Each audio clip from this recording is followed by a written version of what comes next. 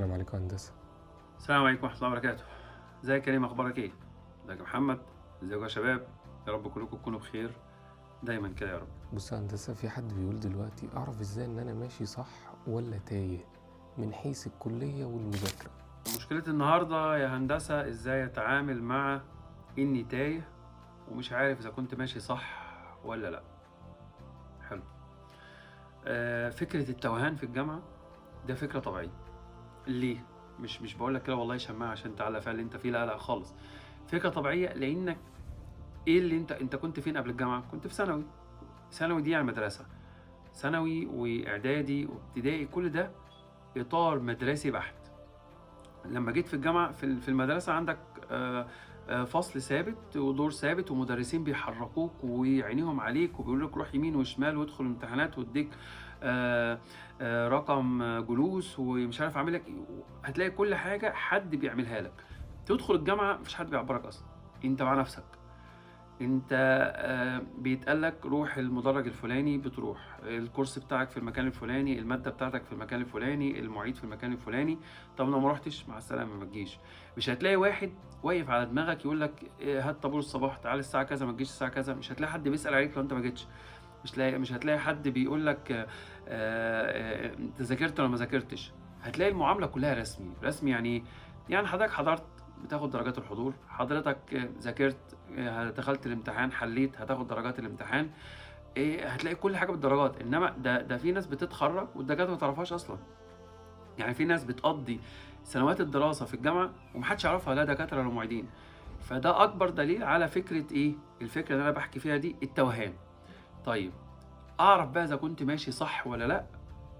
يعني اولا لو انت بتتفرج على الحلقات بتاعتنا يبقى انت خلاص دلوقتي اتحطت لك قدامك خريطه طريق تقدر تمشي عليها وتتجنب المشكله دي. فكره البرنامج يا اخوانا لما كريم قالها لي الفكره جميله، اللي هو ايه، انا مش بقول لكم حاجات نظريه ولا بقول لكم حاجات علميه. انا بحاول اقول لكم خبره الحياه. يعني عشان كده كنت دايما بقول ما تسيبش والدك ولا تسيب الناس الاكبر خبره منك، لانهم فعلا هيوفروا عليك سنين من عمرك وهيوفروا عليك اخطاء مش شرط تمر بيها، هم مروا بيها خلاص. فاللي انا بحاول اوصله لكم برضه نفس الفكره، اللي هو الاخطاء اللي احنا مرينا بيها ولو كان حد عرفها لنا في وقتها كان ممكن نكون احسن من كده كمان. فانا بحاول اخليكم تتجنبوها. فانت دلوقتي لو معاك خريطه الطريق اللي احنا حطيناها دي في انك تتجنب المشاكل اللي مرت بينا واللي لسه هنتكلم عنها واللي اتكلمنا عنها خلاص، ده هتوفر عليك وقت طويل. هتعرفك اذا كنت صح ولا غلط. المقياس التاني مقياس طبعا النجاح والتقدير. انت بتجمع قد ايه في الماده، انت فاهم قد ايه من الدكاتره، انت فاهم قد ايه من المعيدين، انت بتحب الماده قد ايه. لو طلب منك انك تشرحها لاصحابك هتعرف. كل دي مقاييس يا اخوانا تحطوها مكيال كده، بالانس، ميزان تقدر توزن عليه نفسك وتشوف انت وصلت لفين. حابب الماده، فاهمها، تعرف تشرحها لاصحابك، بتتفاعل مع الدكتور وتتفاعل مع المعيد، بتجيب درجات كويسه في الكويز ودرجات كويسه في اعمال السنه. ولو دخلت امتحان نص السنه بيطلب منك برزنتيشن بتعرف تشرحها، بيطلب منك ريبورت او ريسيرش او اي حاجه بتطلب منك بتعرف، او بروجكت بتعرف تشتغل فيه. دي مقاييس بتمر عليها بتشوف انت ماشي صح ولا غلط. طب لقيت الموضوع غلط تبدا تشوف فين الغلط، لانك لو حددت الغلط هتعرف تحله.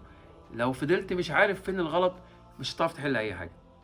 فلو عرفت مثلا ان الغلط في الصحبه اللي حواليك ابعد عنها، خد قرار انا مش هكمل معاك وانا هشوف ناس تانية. هيزعلوا شكلي وهيعملوا مش مهم. لقيت قرار انك بتضيع وقت، خد قرار انك ما تضيعش وقت، حط تشيك ليست وشوف الوضع يمشي معاك ازاي. قرار انك مش فاهم كويس روح للدكاتره حاول تفهم. ممكن يكون في ماده واحده بيديها اكتر من دكتور، حاول تحضر مع دكتور تاني. ممكن يكون في اكتر من معيد، حاول تحضر مع معيد تاني. حاول تتعرف على طلبه اكبر منك يشرحوا لك.